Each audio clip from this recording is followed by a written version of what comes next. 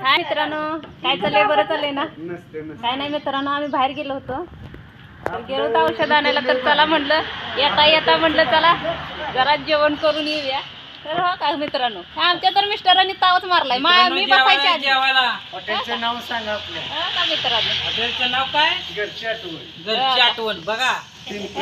बायकोची आठवण नाही पण घरची आठवण आहे.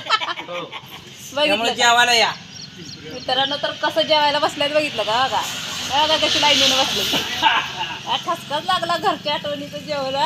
नादच नाही करायचं, जेवण एक नंबरच होय ना? हा झणझणी सगळं. अगं या जेवणात बघा काय भारी भारी मेनू आहे. काय काय आहे? ही बटाट्याची भाजी, हा? मटकीचं वाटाणा मटकीची भाजी, वाटाणा मटकीची भाजी, गरम गरम बाजरीची भाजी, श्रीखंड, हा. परत कांदा, हा. काकडी, बाजरी भाजी लावायला फरसाणा. एकच नंबर. केलाय बघा.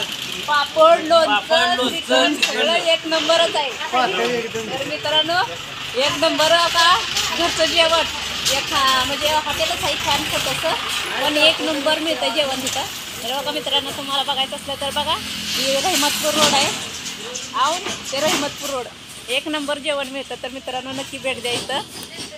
तर आमच्या मिस्टरांनी तर ताव मारलेलाच आहे. हे बघा, आता आमच्या मिस्टरांना काय बोलायचं सुचना, ते खाण्यात दंग. आणि सुंदर निसर्ग वातावरणात अगदी मस्तपैकी जेवायला बसतो. एकच नंबर आहे. हो का? की पूर्ण पटांगण पण किती आहे बघा. हो का? एकच नंबर पटांगण आहे. गाडी लावाय जागा आहे. हो का? किती छान असं वातावरण वाटतंय. आंब्याची झाडं बिडं एक नंबर आहे ती.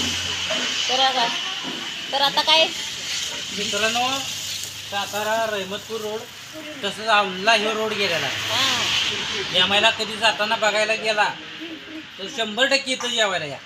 एक नंबर जेवण मिळेल, घरगुती पद्धतीचं जेवण. छान असं जेवण आहे. तर ही दादा ह्या हॉटेलचं मालक आहे. तर नमस्कार.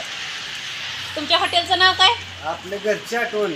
घरची आठवण. छान नाव आहे. रहमतपूर औंध रोडला पिंपरी स्टॉपच्या जवळ आहे आपलं. होय ना? पार्किंगची चांगली सुविधा आहे. फॅमिलीसाठी इकडे दाखव आपलं.